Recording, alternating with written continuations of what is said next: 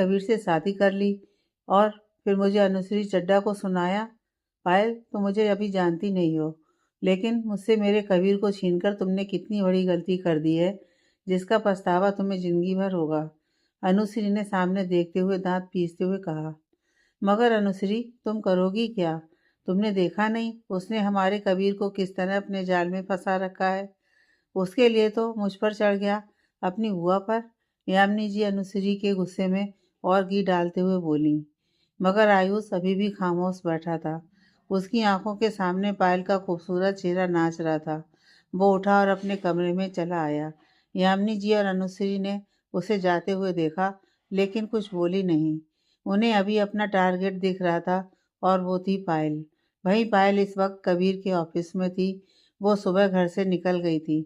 इशिका का उसे अब तक कोई फ़ोन नहीं आया था, इसलिए वो काफ़ी परेशान थी, जिस कारण कबीर उसे यहाँ अपने ऑफिस में ले आया था।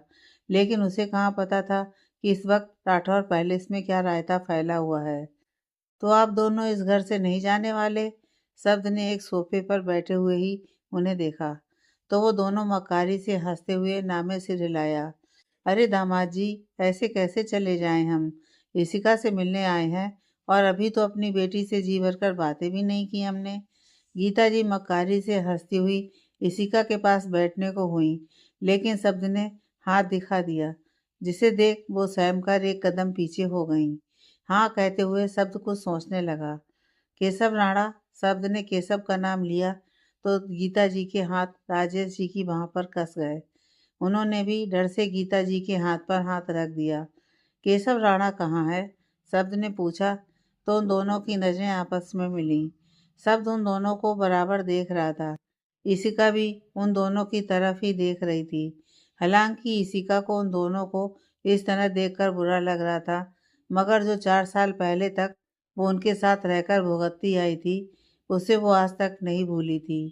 मैं जानता हूँ कि वो उस दिन जिंदा बच गया था, और तुम लोगों ने मौका पाकर उसे वहां से गायब कर दिया, क्योंकि मेरे आदमियों ने पूरा फार्म हाउस छान मारा था, लेकिन केशव राणा तो क्या, उसकी लाश तक उनको नहीं मिली। तो अब बताओ केशव कहाँ है? शब्द ने दोबारा पूछा तो गीता जी और राजेश की सिटी पिटी गुम हो गई। कहाँ वो इस आलीशान पैलेस में सोचकर आराम से ठाट बाट से रहने आए थे, रुपए पैसों और गहनों से लदने आए थे, और कहाँ शब्द का केशव के बारे में पूछताछ उनकी हालत खराब कर रहा था। फ्लैशबैक। शादी की रात। सच था, उस दिन उन चारों के वहां से निकलने के तुरंत बाद ये दोनों मामा मामी उस फार्म हाउस में आए थे, और अपने भाई केशव की इतनी बुरी हालत देखकर गीता जी का कलेजा मुंह को आ रहा था। वो छाती पीट कर रोने लगी। उनको लगा था कि उसका भाई उसे छोड़कर चला गया, लेकिन जब राजेश जी ने उसे चेक किया तब उन्हें केशव की नब्ज मिल गई, जो काफ़ी धीमी चल रही थी। राजेश जी ने उसके सीने पर सिर रखकर धड़कन सुननी चाहिए, तो वो भी उन्हें धीमी धीमी सुनाई दे रही थी। गीता, केशव जिंदा है। राजेश जी बोले तो गीता जी का रोना बंद हो गया। वो भरी आंखों से राजेश जी को देखने लगी। हाँ गीता, तुम्हारा भाई जिंदा है। चलो इसे जल्दी से हॉस्पिटल लेकर चलते हैं, इसे इस समय इलाज की ज़रूरत है।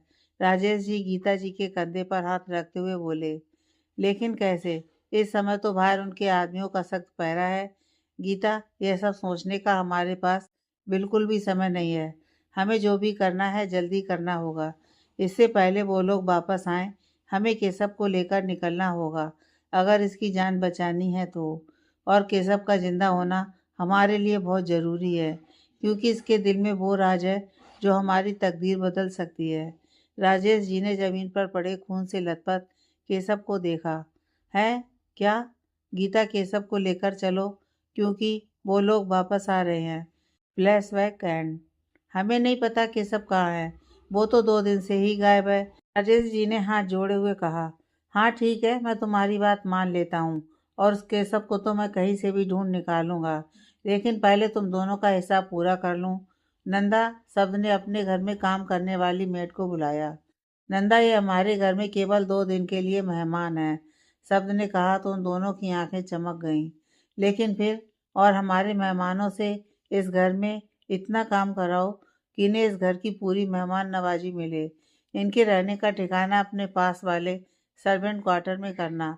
सुबह 4 बजे से लेकर रात के 2 बजे तक इनसे घर के इतने काम करवाओ कि इन्हें सांस लेने की फुर्सत भी ना हो। जिस तरह से इन लोगों ने मेरी इसी से दिन रात काम कराते थे। क्यों मामी, करेंगी ना? घर के सारे काम सब ने कहा तो उन दोनों के साथ साथ पूरे घर वालों का चेहरा देखने लायक था। फिर 2 दिन बाद इन दोनों को इनके बोरिया बिस्तर के साथ उठाकर घर के बाहर फेंक देना। समझ गई नंदा? शब्द ने उन दोनों को देखते हुए कहा। फिर इसी का हाथ पकड़कर उसे अपने साथ बाहर ले गया। उन दोनों के जाते ही घर के बाकी लोग जो अब तक उनकी बातें सुन रहे थे और मजे ले रहे थे, वो लोग भी एक एक करके वहां से चले गए। अंत में वहां राजेश जी, गीता जी और नंदा बचे। चलो अब तुम दोनों भी। नंदा उन दोनों को आंखें दिखाते हुए कहा और उन दोनों को सर्वेंट क्वार्टर की तरफ लेकर चली गई। रघुवंशी इंडस्ट्रीज। कबीर और पायल इस वक्त शिवाजी एयरपोर्ट पर थे। कबीर को आज बिजनेस मीटिंग के लिए यूएस जाना था, जिसके कारण कबीर बहुत उदास था, क्योंकि वो अभी पायल को छोड़कर जाना नहीं चाहता था। लेकिन पायल के कहने पर वो जाने को तैयार हो गया था। पायल उसके कंधे पर सिर टिकाकर सीट पर बैठी हुई थी। Sweet heart, I love you, Kabir एकदम से बोला।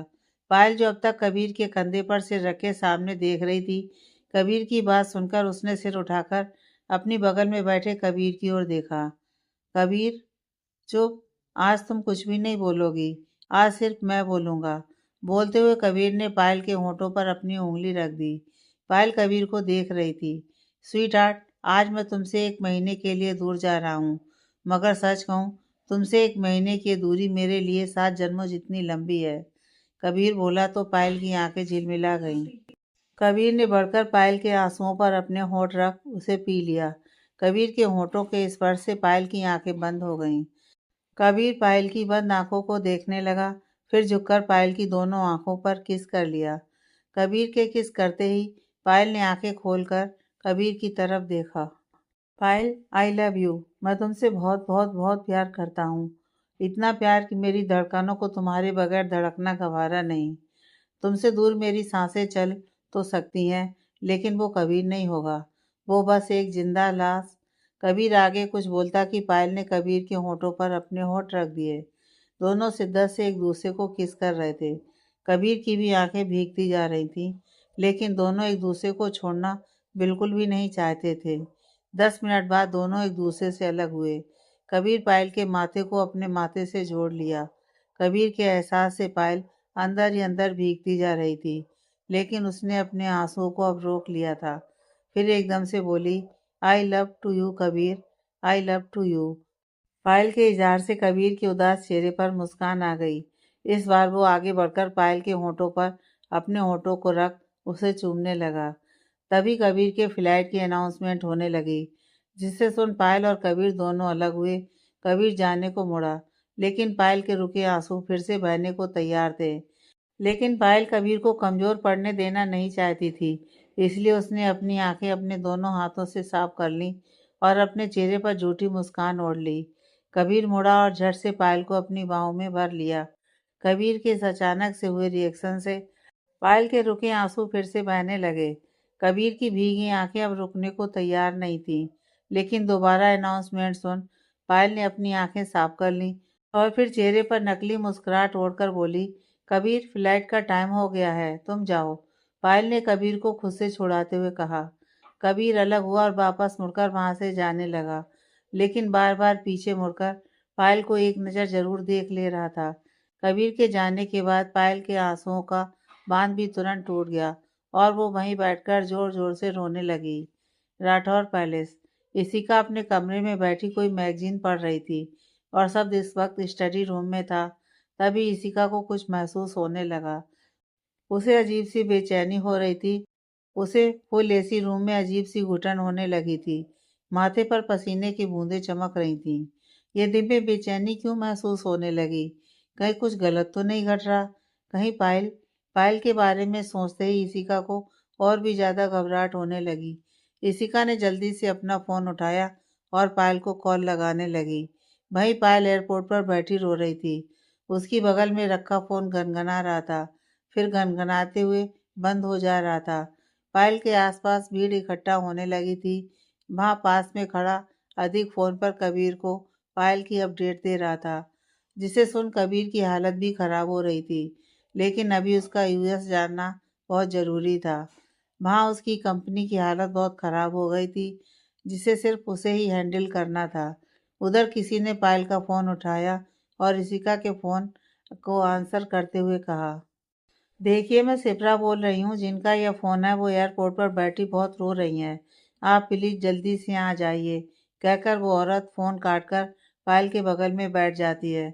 उधर ऋषिका पायल के बारे में सुन शॉक्ड हो गई थी। उसके हाथ से उसका फ़ोन नीचे गिर गया। फिर बिना पल गंवाए ऋषिका भागती हुई कमरे से बाहर निकल गई। पायल ऋषिका के साथ राठौर पैलेस में थी। शब्द भी वहीं पर था। पायल के आंसू अब रुक चुके थे। हालांकि अभी वो बिल्कुल भी ठीक नहीं हुई थी। वहीं राजेश जी और गीता जी मौके की तलाश में थे, क्योंकि वो खुद किसी के भेजने पर ही उस घर में घुसे थे। पायल सुनो, आज मैं तुम्हारी पसंद का रेड वेलवेट केक बनाने जा रही हूँ। तो तू मेरे साथ चलेगी अंदर, या फिर मैं खुद अकेली जाऊँ? इशिका पायल का ध्यान भटकाने के लिहाज से बोली। हाँ इशिका, तुम हमारे लिए भी कुछ अच्छा सा मीठा बना देना। आज हमारा भी मीठा खाने का बहुत मन है। स्नेहा जी इशिका की बात को समझते हुए आगे कहा। हाँ बिल्कुल, और इशिका तुम मेरे लिए आज गाजर का हलवा बना देना। मुझे आज मीठे में वही खाना है। वीर जी भी स्नेहा और इशिका का साथ दे रहे थे। इशिका भाभी, अगर पायल भाभी आपकी मदद नहीं करना चाहती हैं तो कोई बात नहीं, मैं हूं ना। आफ्टर ऑल फिर मैं भी पायल की तरह आपकी फेवरेट हो जाऊंगी। राधिका ने इशिका की तरफ कहते हुए एक आंख दबा दी। शब्द और बाकी घर वाले ये सब देख रहे थे। शब्द तो मन ही मन मुस्कुरा रहा था। हाँ ये भी ठीक है, तुम चलो। इशिका ने कहा तो दोनों उठ गईं, लेकिन साथ में पायल भी उठ गई। अब वो काफ़ी बेहतर महसूस कर रही थी। नहीं, मैं भी चल रही हूँ। मैं अपनी इसी को किसी के साथ भी शेयर नहीं करूँगी, सिवाय शब्द जीजू के। पायल के कहने पर सभी उसे घूरने लगे। शब्द पायल की तरफ देखने लगा, लेकिन इशिका की नज़रें झुक गईं। राधिका ने पायल को कोनी मारी। सॉरी, वो मेरा मतलब नहीं था। इसी मेरी दोस्त है और शब्द जीजू मेरे दोस्त के हस्बैंड। तो बस यही सोचकर बोल दिया। पायल बोली तो राधिका खींचकर उसे अपने साथ ले गई। उन तीनों के जाने के बाद सभी हंसने लगे। शब्द वहां से उठा और एक फोन करने चला गया। उधर ऋषिका पायल और राधिका के साथ सबकी पसंद का मीठा और नाश्ता बना रही थी। ऋषिका ने अपने हाथों से शब्द के लिए मूंग का हलवा बनाया था, जिसे बनाते हुए शब्द को महसूस कर रही थी और मुस्कुरा रही थी। ऋषिका भाभी, आप यह मूंग का हलवा जिसके लिए बनाई हो, उसे आप खुद जाकर दे भी आए। तब तक हम ये सारी डिशेस बाहर टेबल पर लगाते हैं। कहकर राधिका के साथ बाकी सारे बाउल बाहर लेकर चली गई। राधिका किचन में एक बाउल में थोड़ा सा हलवा निकालकर मुस्कुराने लगी। आहा, किसी के खांसने की आवाज़ से इशिका का ध्यान खींचा। इशिका ने उधर देखा तो पायल खड़ी थी। पायल इशिका के पास आई और कसकर उसके गले लग गई। इशिका ने भी उसे कस लिया। दोनों की आंखों में आंसू थे। आई एम सॉरी इसी, प्लीज़ मुझे माफ़ कर दे। मैंने बस जो कुछ भी किया तेरे लिए किया। हाँ गलती हो गई मुझसे, लेकिन प्लीज़ तू शब्द जीजू को मौका दे। वो तुझसे बहुत प्यार करते हैं। उन्होंने तुझसे कभी कोई झूठ नहीं बोला। वो बस मेरी और तेरी दोस्ती के बीच में नहीं आना चाहते थे, इसलिए चुप रह गए। उन्होंने तेरा वादा भी नहीं तोड़ा था। कबीर ने उनसे कहा था कि वो मुझसे प्यार करता है और शब्द जीजू तुझसे। तो फिर ये बलिदान क्यों इसी? पायल की बात जो अब तक इशिका सुन रही थी, उसकी आंखों से आंसू बहने लगे। हाँ इसी, कबीर मुझसे बहुत प्यार करते हैं और मैं भी कबीर से बहुत प्यार करती हूँ। और आज तो हम दोनों ने एक दूसरे से प्यार का इजहार भी कर लिया। अब तू भी शब्द जीजू से अपने प्यार का इजहार कर ले, क्योंकि तू भी शब्द जीजू से उतना ही प्यार करती है जितना कि वो तुझसे करते हैं। यह तेरे और उनके दोनों की आंखों में साफ दिखता है। प्लीज मेरी बात मान, इस रिश्ते को दिल से अपना ले, क्योंकि शब्द जीजू जैसा दूसरा लाइफ पार्टनर तुझे नहीं मिल सकता था, और तुझे कबीर जैसा। इशिका अचानक से बोली तो पायल उसका चेहरा देखने लगी। हाँ पायल, यह तो मैं हल्दी वाले दिन ही समझ गई थी कि कुछ तो तेरे और कबीर के बीच में चल रहा है, लेकिन मैं श्योर नहीं थी। और अब श्योर भी हो चुकी हूँ और तेरे लिए खुश भी हूँ। और यकीन मान, तुझे कबीर जैसा कोई दूसरा लाइफ पार्टनर नहीं मिल सकता था। शब्द ने मुझसे कई बार अपने प्यार का इजहार किया है, और अब मेरी बारी है। आज मैं भी अपने दिल की बात शब्द को बताकर रहूंगी। इशिका ने कहा और फिर दोनों मुस्कुरा दी। उसके बाद इशिका मूंग का हलवे वाला ट्रे लेकर ऊपर अपने कमरे की तरफ चली गई, लेकिन वहाँ उन दोनों के सिवा कोई और भी था जो वहाँ से चला गया था। उधर ऊपर कमरे में जब इशिका अपने रूम में आई तब कमरे में कोई नहीं था। ये शब्द कहाँ चले गए, सोचते हुए उसने उस बाउल वाले ट्रे को वहीं साइड टेबल पर रखा और बाथरूम की तरफ चली गई। उसने दरवाजे पर नॉक किया और शब्द का नाम पुकारा भी, शब्द सर। लेकिन दरवाजे की हैंडल नीचे की तरफ खींचते ही दरवाजा आराम से चूंकि आवाज करते हुए खुल गया। इशिका ने बाथरूम के अंदर झांका, लेकिन वहां भी शब्द नहीं था। इशिका फिर क्लोजेट रूम की तरफ गई। क्लोजेट भी अंदर से खाली था। फिर इशिका बालकनी की तरफ गई, वहां भी कोई नहीं था। कि तभी इशिका वापस अपने कमरे में आई कि तभी उसके कमरे की लाइट बंद हो गई। लाइट के बंद होते ही इशिका जड़ हो गई, क्योंकि उसे अंधेरे से डर लगता था। तभी उसे अपनी खिड़की पर एक साया दिखा, जिसे देख इशिका और भी ज्यादा डर गई। कौन है वहाँ? शब्द सर, क्या आप हो? इशिका डरते हुए उस खिड़की की तरफ बढ़ने लगी, लेकिन फिर धीरे धीरे कांपते हुए इशिका के हाथ उस खिड़की की कुंडी पर पहुंचे और उसने एक झटके से खिड़की को खोल दिया, लेकिन वहां कोई नहीं था। शायद भाग गया था। लेकिन तभी इशिका के पलटने से पहले ही किसी ने इशिका की गर्दन पर कुछ पतला सा तार जैसा कुछ लपेट दिया और उसे कसने लगा। इशिका सकते में आ गई। उसके हाथ उस तार पर पहुंच गए और उसे ढीला करने की कोशिश करने लगी कि तभी इशिका के दूसरे हाथ में कुछ भारी सा बॉस लग गया, जिससे उसने पूरी कोशिश करके अपने पीछे खड़े व्यक्ति पर वार कर दिया, मगर बचने के चक्कर में उसकी इशिका पर से पकड़ ढीली पड़ गई, जिससे इशिका दूर हो गहरी सांस ली। वो शख्स फिर से इशिका की तरफ बढ़ने लगा। अपनी तरफ बढ़ता देख इशिका भागी, लेकिन उस शख्स ने उसके पैर पकड़ उसे नीचे गिरा दिया। तभी इशिका जोर से चीखी, शब्द सर। इशिका ने शब्द का नाम जोर से लेकर चिल्लाया, जिसे सुन नीचे डाइनिंग टेबल पर बैठे घर वाले शॉक्ड हो गए। ये आवाज तो इसी की है, लेकिन वो तो ऊपर अपने कमरे की तरफ गई थी, शब्द जीजू को मूंग का हलवा देने। पायल इशिका की आवाज सुन बोली, वही शब्द जो स्टडी रूम में बैठा कामत से प्रोजेक्ट पर डिस्कस कर रहा था। इशिका की चीख सुन वो भी कांप गया, जल्दी से अपने स्टडी रूम से बाहर निकला। उधर इशिका जमीन पर गिरी हुई थी। वो शख्स इशिका के ऊपर आया और अपने दोनों हाथों से इशिका की गर्दन पकड़ ली और उसे दबाने लगा। इशिका का गला दबने से सांस लेने में दिक्कत होने लगी थी। उसका पूरा चेहरा लाल हो गया था। इशिका के हाथ उस शख्स के हाथ के ऊपर थे, जिससे वो खुद को छुड़ाने की कोशिश कर रही थी। उसके गले से आवाज नहीं निकल रही थी। इशिका की आंखों के कोनों से होते हुए आंसू उसके कान तक लुढ़क आए थे और वो अपने दोनों पैर हवा में मार रही थी। तभी शब्द के कमरे का दरवाजा खुला और तुरंत ही पूरे कमरे में रोशनी हो गई। वो जो भी शख्स था रोशनी होने से पहले ही भाग निकला था।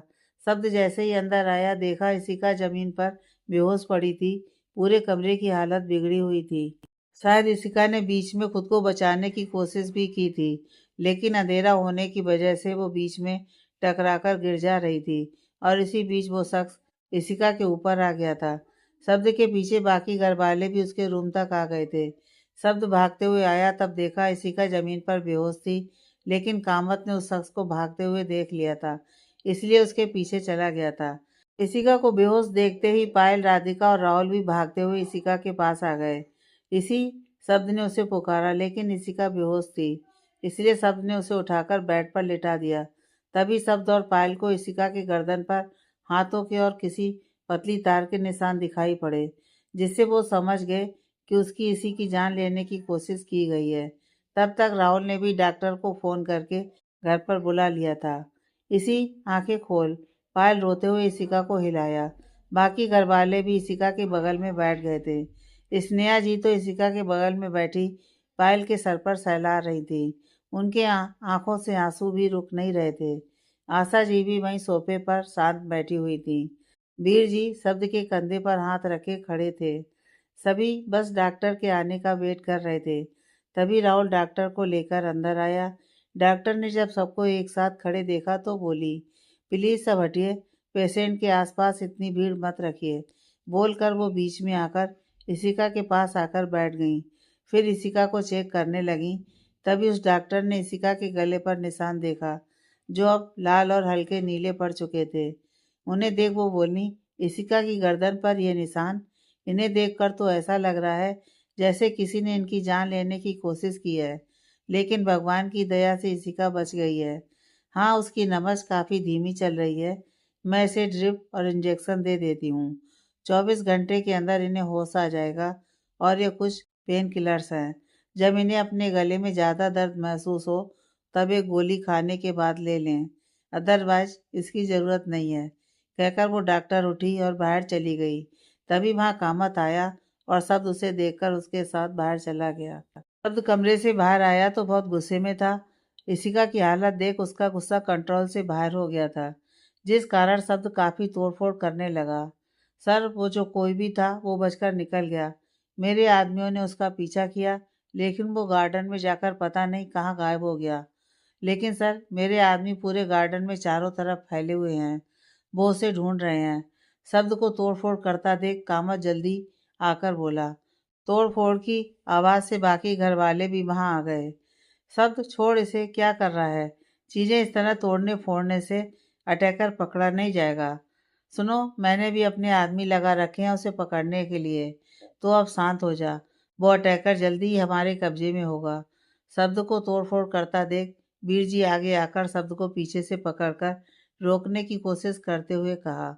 इशिका के पास इस वक्त पायल और राधिका ही थी। बाकी सब शब्द के तोड़फोड़ करने पर बाहर आ गए थे। काया खड़ी मुस्कुरा रही थी जब सोनिया ने पीछे से आकर काया का हाथ पकड़ा और उसे एक साइड में ले गई। सोनिया, तुझे पता है उस इशिका की बच्ची की किसी ने जान लेने की कोशिश की, इसलिए शब्द भाई बहुत गुस्से में है। मगर ये बता, तू कहाँ थी अब तक? जब हम लोग डिनर करने गए थे तब भी नहीं थी।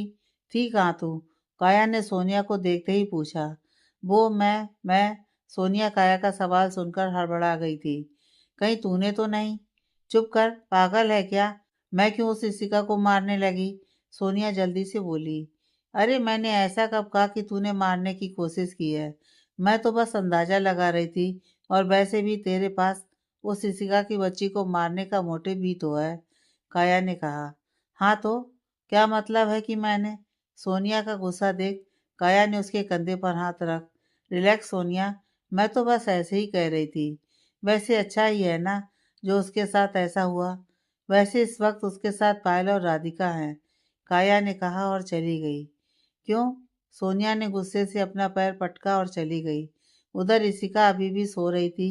शब्द कमरे में आया तो इशिका को सोते देख क्लोजेट रूम में चला गया और वहां से फर्स्ट एड बॉक्स लाकर इशिका के बगल में बैठ गया। फिर धीरे धीरे हल्के हाथ से उसके गले में एक ट्यूब लगाकर first aid box side table पर रख उसकी बगल में लेट गया और इशिका को अपनी बाहों में जकड़ लिया। इशिका भी नींद में ही शब्द के सीने पर अपना मुंह छिपाकर सो गई। शब्द के चेहरे पर मुस्कान थी। धीरे धीरे वो भी इशिका को पकड़े हुए ही सो गया। अगली सुबह इशिका की जब आँख खुली तो देखा शब्द कमरे में नहीं था। वो उठकर बैठ गई।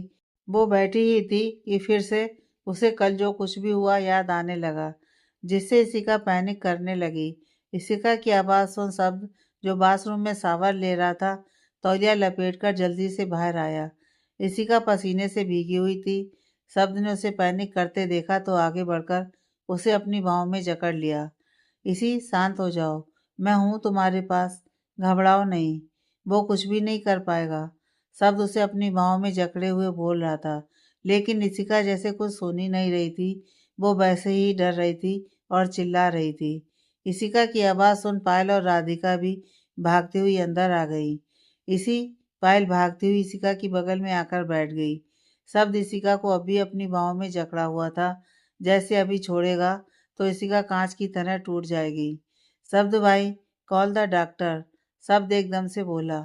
जी भाई, कहकर राधिका बाहर चली गई। तुम जो भी हो, आई श्योर, तुम जहाँ भी होगा, मैं तुम्हें ढूंढ निकालूंगा और तुम्हारा वो हाल करूंगा कि तुम सोच भी नहीं सकते। तुम खुद अपनी जान की भीख मांगते नजर आओगे। शब्द ने गुस्से से इशिका को वैसे ही पकड़े हुए ही कहा कि तभी राधिका अपनी फैमिली डॉक्टर के साथ अंदर आ गई। शब्द ने कहा तो इशिका को बिस्तर पर लेटा दिया। इशिका फिर से बेहोश हो गई थी। डॉक्टर ने शब्द के हटते ही उसे चेक किया और कुछ दवाएं लिखकर चली गई। राधिका, पायल, तुम दोनों इशिका के साथ रहना। एक पल के लिए इशिका को छोड़कर कहीं मत जाना। मैं आता हूँ, कहकर शब्द भी गुस्से से बाहर निकल गया। एक कॉमर्शियल साइट एरिया जो काफ़ी सालों से बंद था। शब्द गुस्से से अंदर आया तो देखा कामत किसी को मार रहा था। कुछ बोला इसने? शब्द अंदर आते ही पूछा। सर, कितना भी मार लो, पर सर मुंह ही नहीं खोल रहा। अब भी कुछ बताने को तैयार नहीं है। कामत हाँफते हुए बोल रहा था, जैसे उसने कितनी ज़्यादा मेहनत कर ली हो। तो अब तक इसे जिंदा क्यों रखा हुआ है? मार डालते जब यह हमारे किसी काम नहीं आ सकता। शब्द गुस्से से घूरता हुआ उसे देख रहा था। शब्द के कहते ही कामत ने किसी को कुछ इशारा किया, जिसे देख उस आदमी ने पलटकर उस तरफ देखा जिधर कामत ने इशारा किया था। उसे देख डर से उसकी आंख फटने को आ गई। वो दूसरा आदमी हाथ में कैरोसिन की कैन और माचिस लेकर आ रहा था। कामत के इशारे पर उसने वो कैरोसिन ऑयल उस पर डालना शुरू किया, जिससे वो आदमी घबराने लगा। नहीं, प्लीज छोड़ दो, मुझे जाने दो, वो व्यक्ति गिड़गिड़ा रहा था। जब कामत ने लाइटर ऑन किया कि तभी वो व्यक्ति बोला, रुको, बताता हूँ, मैं सब कुछ बताता हूँ। उस व्यक्ति ने जल्दी जल्दी कहा, जिसे सुन शब्द उठकर उसके सामने आ गया। 2 दिन बाद 2 दिन बीत चुके थे। अब इशिका उस ड्रामे से थोड़ा उबर चुकी थी। वो किचन में शब्द की पसंद का आलू पूड़ी और मूंग दाल का हलवा बना रही थी। आज वो शब्द को अपने प्यार का इजहार करने वाली थी, तो उसी खुशी में आज इशिका ने शब्द के लिए अपने हाथ से केक बनाया था, जिसकी वो आइसिंग कर रही थी। हाँ, केक तो बन गया, लेकिन शब्द को कैसे बताऊं कि मैं उनसे प्यार करती हूँ। इशिका सोच ही रही थी कि जब पायल रूम में आई। इशिका, तुझे पता है? शब्द ने सबको बाहर बुला कहते कहते पायल चुप हो गई। जब उसकी नज़र इशिका के बनाए केक पर पड़ी, जिस पर लिखा था सब्दिका। इशिका किचन से बाहर आई तो देखा बाहर हाल में सभी जमा थे। शब्द एक सोफे पर आराम से बैठा हुआ था। आशा जी बैठी असमंजस से उसे देख रही थी। जब शब्द ने इशिका को देखा तो उठकर इशिका के पास चला गया। इसी, अब तुम ठीक हो? ज़्यादा दर्द तो नहीं हो रहा? शब्द ने प्यार से इशिका के चेहरे को अपने हाथ में भरते हुए पूछा। इशिका ने अपना सिर हिलाया और मुस्कुरा दी। यह देख शब्द उसका हाथ पकड़कर उसे अपने साथ उसी सोफे पर आकर बैठ गया। कामत, शब्द ने कामत की ओर इशारा करते हुए देखा तो कामत बाहर चला गया और एक आदमी को घसीटते हुए अंदर लेकर आया, जिसे देख सभी परिवार वालों के चेहरे पर कई रंग आते जाते गए। सब, ये क्या बदतमीजी है? आप इस तरह हमारे घर में किसी को भी यूं ही उठा नहीं ला सकते। आशा जी शब्द की तरफ गुस्से से देखते हुए बोली, दादी माँ, यह कोई बदतमीजी नहीं है। ये वो आदमी है जिसने मेरी इसी की जान लेने की कोशिश की थी। शब्द आराम से बोला। उसने इशिका का हाथ अब भी थाम रखा था, जिस पर गुस्से की नज़र लगभग सभी की थी, सिर्फ राधिका, राहुल, स्नेहा जी और वीर जी को छोड़कर।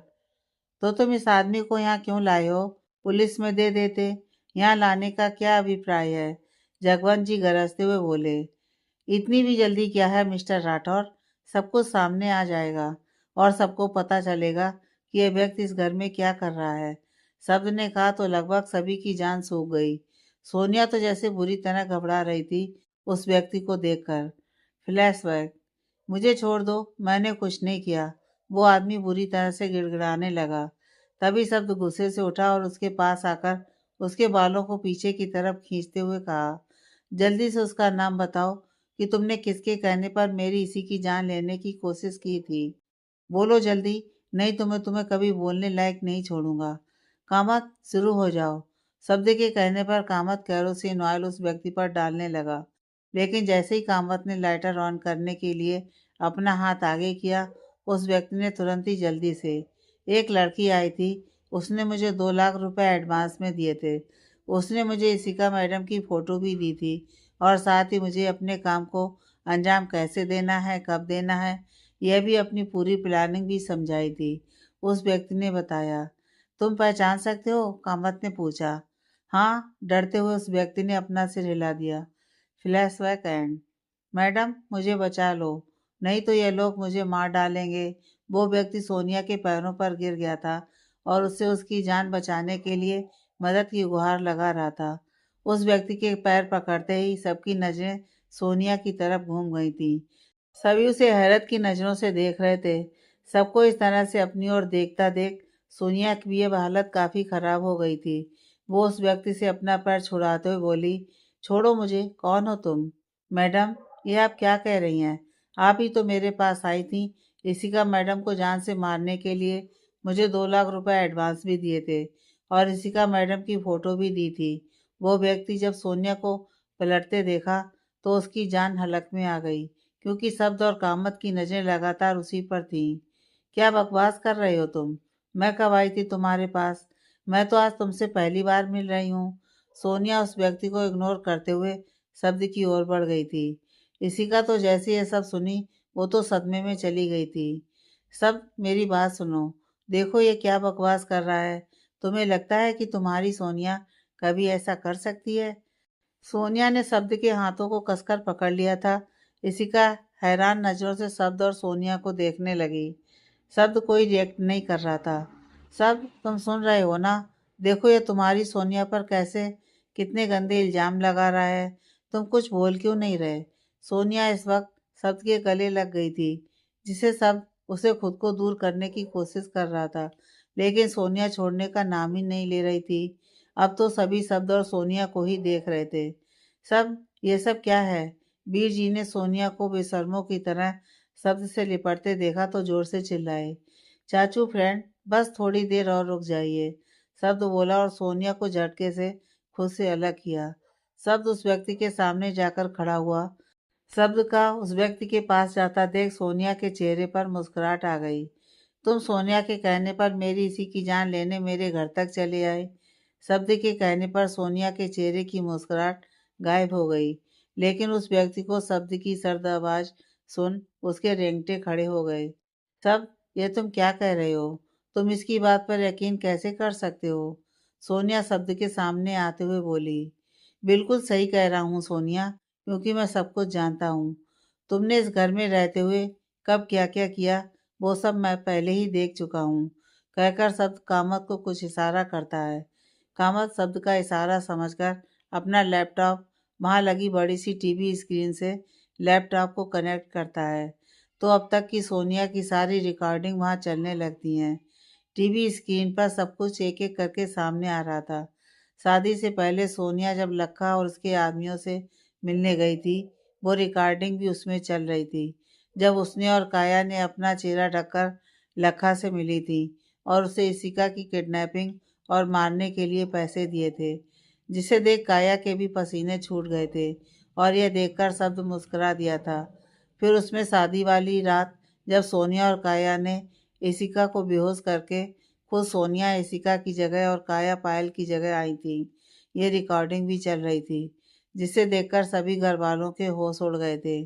फिर एक रिकॉर्डिंग सोनिया का माया जी, रंजीत चौधरी और गोविंद चौधरी के साथ की भी रिकॉर्डिंग थी, उसमें जो चल रही थी।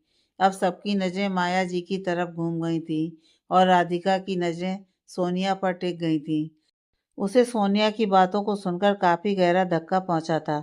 राधिका की आंखें नम हो चुकी थीं। फिर उसमें आगे की रिकॉर्डिंग देखकर सबके होश ही उड़ गए। फ्लैशबैक, इशिका के साथ हुए हादसे की एक रात पहले आशा जी डिनर के लिए अपने कमरे से निकल रही थीं। उनके साथ में माया जी भी थीं, जो फ़ोन पर थीं। वो बात करते हुए अपने कमरे की तरफ चली गईं। आशा जी धीरे धीरे सीढ़ियों के पास जा रही थीं। वहीं सोनिया सीढ़ी के पास ही थी, जिसके हाथ में ऑयल का डिब्बा था, जिसे बड़ी चालाकी से सीढ़ियों पर गिरा रही थी। इशिका बेबी, बहुत शौक है ना तुम्हें इस घर की बहू बनने का, सबका दिल जीतने का। तो अब देखती हूँ कि तुम इस घर में कैसे जगह बनाती हो। अब तुम अपने कमरे से निकलोगी, लेकिन डिनर करने के लिए नहीं, सीधा ऊपर जाने के लिए। कहते हुए सोनिया ने अपने हाथों को ऊपर करते हुए इशारा कर मुस्कुराने लगी, लेकिन तभी सोनिया ने इशिका को अपने कमरे से निकलते देखा तो जल्दी से वो पिलर के पीछे छिप गई। इशिका अपने कमरे से निकलकर सीढ़ियों की तरफ जा ही रही थी कि जब उसे एक फ़ोन आ गया। फ़ोन रिसीव करते हुए वो सीढ़ियों की तरफ जाने की बजाय दूसरी तरफ मुड़ गई। इतनी देर में आशा जी सीढ़ियों पर पहुंच चुकी थी और जाने अनजाने आशा जी का पैर सीढ़ियों पर गिरे तेल के ऊपर पड़ गया। जिससे उनका बैलेंस बिगड़ा और वो गिरने लगीं। लेकिन ठीक उसी पल इशिका चीखते हुए दादी माँ उनकी हथेली पकड़ ली। शब्द ने जब इशिका की आवाज़ सुनी तब वो भी भागता हुआ अपने कमरे से बाहर आया तो देखा इशिका ने आशा जी का एक हाथ पकड़ रखा था और आशा जी का दूसरा हाथ सीढ़ियों की रेलिंग पर था। शब्द जल्दी से आगे आकर आशा जी को संभाल लिया और उन्हें संभालते हुए नीचे ले आया, जिसे देख सभी भागते हुए आशा जी के पास आए। माँ आप ठीक हैं? वीर जी उनके पास बैठते हुए बोले। तब तक स्नेहा जी पानी का गिलास लेकर आ गई थी। स्नेहा जी के हाथ से पानी का गिलास लेकर आशा जी ने एक सांस में उसे पी लिया। फिर हाँ में सिर हिलाकर वो इशिका की तरफ देखने लगीं, लेकिन आशा जी अभी मौन ही थी। फिर अगले दिन इशिका के साथ हादसा वाला दिन। इशिका किचन में थी जब वो सबके लिए नाश्ता बना रही थी। पायल भी उसी दिन कबीर को छोड़ने एयरपोर्ट गई थी। इशिका नाश्ता बना रही थी जब उस घर की मेड ने इशिका को आकर बताया कि उसे शब्द भैया बुला रहे हैं। इशिका अपना काम वहीं छोड़कर अपने कमरे की तरफ चली गई, जिसे सोनिया ने इशिका को वहां से निकलते हुए देख लिया था। और ठीक उसी वक्त सोनिया किचन की तरफ बढ़ गई और गैस के सभी बर्नर खोलकर बाहर निकल गई। सोनिया के किचन से बाहर निकलने के बाद स्नेहा जी इशिका को खोजते हुए किचन में आई तो देखा पूरा किचन खाली था। इशिका सुनो, छोला पूरी भी बना दो, तुम्हारे चाचा जी को आज खाने का मन है। बोलते हुए स्नेहा जी चुप हो गईं जब उन्हें किचन में इशिका कहीं नजर नहीं आई। एक काम करती हूँ, खुद ही इनके लिए छोले के लिए चने चढ़ा देती हूँ, फिर इशिका को बोल दूंगी। सोचते हुए चने चढ़ाने के लिए चनों को साफ करने लगी। ठीक उसी वक्त इशिका भी वापस किचन की तरफ आ रही थी जब उसे कुछ स्मेल आने लगी। ये तो गैस की स्मेल है, सोचती हुई इशिका किचन की तरफ भागी। उसी वक्त स्नेहा जी भी गैस ऑन करने जा ही रही थी जब इशिका ने उन्हें खींचकर गैस से दूर कर दिया था और तुरंत ही सारे खिड़की दरवाजे भी खोल दिए। लेकिन तभी गैस की स्मेल से बाकी घर वाले भी किचन की तरफ आ गए थे और इशिका को स्नेहा जी को गैस से दूर करते हुए देखा था। तब सबने राहत की सांस ली थी। चाची माँ आप ठीक हैं? इशिका ने खिड़की दरवाजे को खोलने के तुरंत बाद स्नेहा जी को पानी देते हुए पूछा। स्नेहा जी पानी पीते ही हाँ में सिर हिलाकर इशिका को अपने गले से लगा ली। Flashback end. टीवी स्क्रीन पर चल रहे रिकॉर्डिंग को देखकर सबकी नजरें अब सोनिया की तरफ जा चुकी थी। ये सब झूठ है, सब छल है, ये इशिका की साजिश है। वो मुझे और शब्द को दूर करना चाहती है। मैं तुझे छोड़ूंगी नहीं इशिका, आज मैं तुम्हारी खुद अपने हाथों से जान लेकर रहूंगी। ये कहकर सोनिया इशिका की तरफ बढ़ गई थी और फिर इशिका की गर्दन के चारों तरफ अपने हाथों को कस दिया। ये देखकर सभी घर वाले शॉक्ड हो गए और शब्द की आंखें सर्द हो गईं।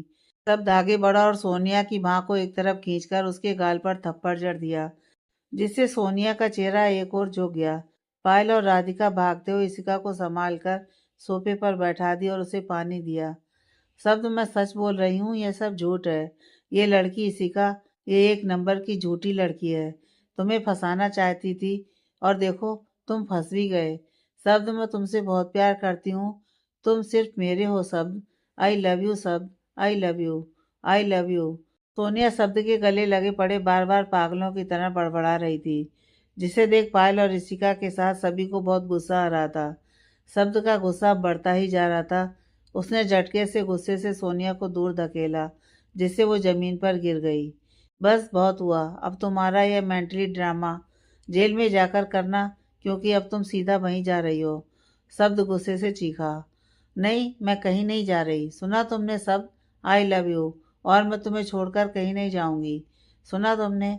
एक बार फिर सोनिया उठकर शब्द के चेहरे को जबरदस्ती अपने सामने करने की कोशिश कर रही थी, जिसे देख सभी को अब सोनिया से घिन महसूस होने लगी थी। तभी सोनिया की बांह पर एक हाथ ने पकड़ बनाते हुए उसे शब्द से झटके से दूर किया और फिर उसके चेहरे पर एक जोरदार थप्पड़ जड़ दिया, जिसकी गूंज वहां खड़े सभी के कानों में पहुंची। जिसे सुन सभी ने इशिका और सोनिया की तरफ देखा। इशिका का चेहरा एक तरफ झुका हुआ था और उसने अपने गाल पर हाथ रखा हुआ था, जिस पर इशिका ने उसे जोरदार थप्पड़ लगाया था। और इस वक्त इशिका उसे गुस्से से देख रही थी। खबरदार जो मेरे पति मेरे शब्द की तरफ आंख उठाकर भी देखा तो तुम्हारी आंखें नोच लूंगी और क्या कहा तुमने? तुम प्यार करती हो मेरे शब्द से? प्यार का मतलब भी पता है तुम्हें? प्यार का मतलब सिर्फ पाना ही नहीं होता है, प्यार के लिए त्याग भी करना पड़ता है। जो शब्द ने मेरे लिए किया था, उन्होंने मेरे प्यार और मेरी खुशी के लिए पायल से शादी करने के लिए राजी हो गए। क्यों, जानती हो? इशिका ने कहा तो सभी हैरत से इशिका की तरफ देखने लगे, सिवाय शब्द पायल, स्नेहा जी, राधिका और राहुल के। क्योंकि वो मुझसे प्यार करते हैं, सच्चा प्रेम करते हैं। मेरा और शब्द का रिश्ता सिर्फ पति पत्नी का रिश्ता नहीं है, विश्वास का रिश्ता है, जो वो मुझ पर करते हैं और मैं उन पर। जानती भी हो, उन्होंने मेरे प्यार के लिए पायल से शादी करने को क्यों राजी हुए? क्योंकि मैंने कहा था शब्द से कि वो मुझे भूल जाएं और पायल से शादी कर लें। क्योंकि तब मुझे लगता था कि पायल शब्द से प्यार करती है और कहीं ना कहीं मैं इन दोनों के बीच आ रही हूँ। और इसलिए शब्द ने मेरे सिर्फ एक बार कहने पर पूरी मीडिया के सामने पायल से शादी की अनाउंसमेंट कर दी। तो यह होता है प्यार। तुम्हारा यह सो कॉल प्यार प्यार नहीं, सिर्फ और सिर्फ तुम्हारी जिद है, तुम्हारा पागलपन है। और जिद कभी नहीं जीतती। इसी का बोलती जा रही थी, मगर सभी के चेहरे पर मुस्कुराहट थी। तुम क्या जानो प्यार क्या होता है? शिव और गौरी के बीच जो है वो प्यार है। कृष्ण और राधा के बीच जो है वो प्यार है। चाचा जी और चाची माँ के बीच जो है वो प्यार है। पायल और कबीर के बीच जो है वो प्यार है। राधिका और राहुल के बीच जो है वो प्यार है। इशिका ने जब राधिका और राहुल का साथ में नाम लिया तो सबकी आंखें बड़ी हो गईं। किसी को भी समझ नहीं आया कि इशिका ने अभी क्या कहा। स्नेहा जी ने जब सुना तो उनकी आंखें भर आईं। वीर जी इशिका की बात सुनकर स्नेहा जी की ओर देख रहे थे। आशा जी को भी अपने कानों पर यकीन नहीं हो रहा था। बाकी सबका भी कुछ कुछ ऐसा ही हाल था। और शब्द और मेरे बीच है वो प्यार है। ये लाइन इशिका ने शब्द की तरफ देखते हुए मुस्कुराते हुए कही थी।